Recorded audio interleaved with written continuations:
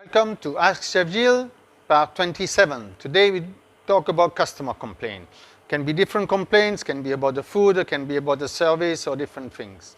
Most of the time when it's about food, very often it's about a steak too much cooked, the customer orders medium, it comes medium well. There's two solutions here, or it's he's right and then you just need to cook a new one. That's the business contract, we serve the customer what he wants. Or you think, you did medium, he asked for medium, but he wants actually medium rare, and then you need to take your, your business in hand, and you want the customer to come back or not. If you want him to come back, you make a new steak, and then you will have a happy customer and a returning customer. If you want to argue with him, he won't be happy and you will lose him. So always better, to have the customer come back and spend more money.